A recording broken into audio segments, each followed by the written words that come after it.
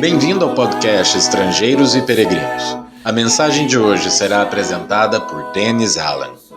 Hoje vamos refletir sobre uma pergunta curiosa que Jesus fez para um homem e depois eu darei a resposta à pergunta 839.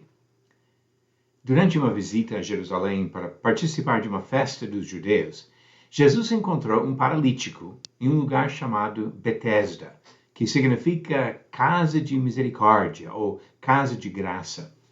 O homem havia sofrido da sua enfermidade durante 38 anos, quando Jesus parou e perguntou se ele queria ser curado. O relato disso encontramos em João, capítulo 5. Como as curas físicas de Jesus foram sinais do seu poder de efetivar curas espirituais, devemos já parar e refletir sobre o significado da pergunta que ele fez a esse homem enfermo. Quer ser curado? Talvez a resposta pareça tão óbvia que qualquer leitor acharia a pergunta totalmente desnecessária. Mas Jesus fez a pergunta, de propósito.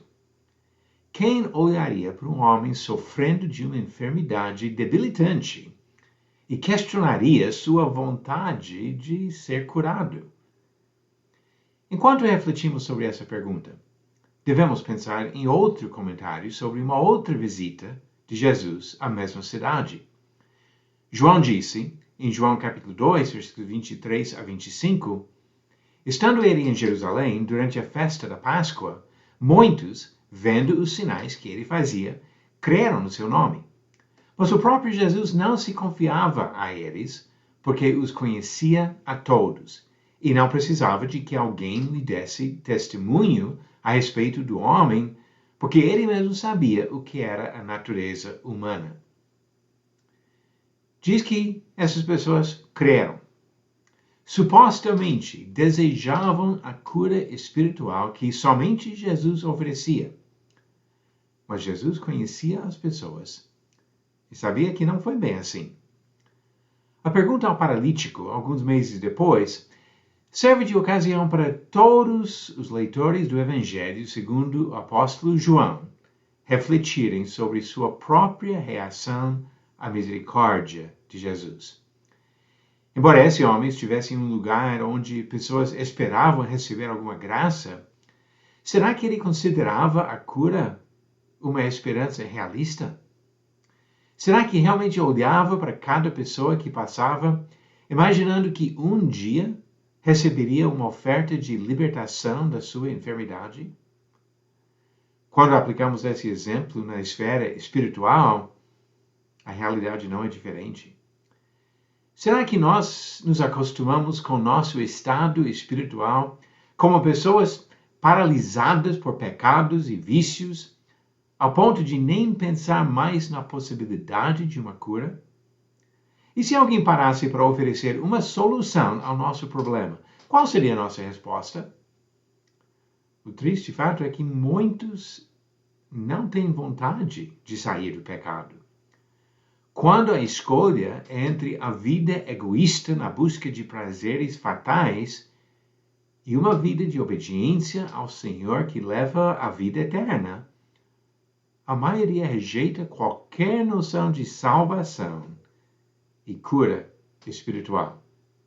Quer ser curado? A maioria diz não. A resposta do homem em Jerusalém à pergunta de Jesus mostrou sua vontade de ser curado, mas ele reconheceu sua própria incapacidade. Acreditando na possibilidade de uma cura milagrosa no tanque de Betesda, ele explicou seu problema. Respondeu-lhe o enfermo, Senhor, não tenho ninguém que me ponha no tanque quando a água é agitada, pois enquanto eu vou, desce outro antes de mim. João capítulo 5, versículo 7. Eu não vou entrar nas questões sobre esse tanque de Betesda. O ponto aqui é que o homem não achava possível a cura. Sua vontade de ser curado foi implícita, mas ele não tinha condições de se livrar da sua enfermidade sozinho.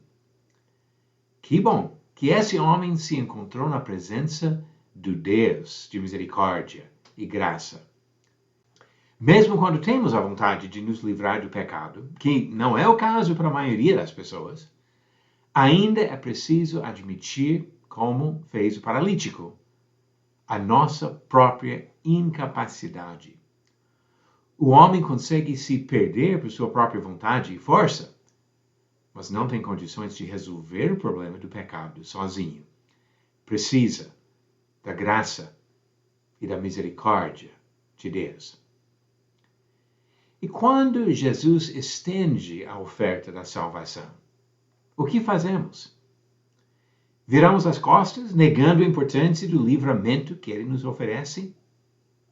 Procuramos resolver o problema por nossas próprias forças, negando a necessidade da graça divina? A única resposta sensata é a mesma feita pelo homem enfermo em Betesda: reconhecer a nossa necessidade, admitir a nossa impotência e aceitar a graça oferecida pelo Senhor. E quando Deus diz, levanta-te, toma o teu leito e anda, devemos ser obedientes e deixar para trás o pecado que nos prendia durante tanto tempo. Quando estudamos textos como João 5, devemos lembrar que a palavra de Deus é viva e eficaz e apta para discernir os pensamentos e propósitos do coração. Hebreus capítulo 4, versículo 12.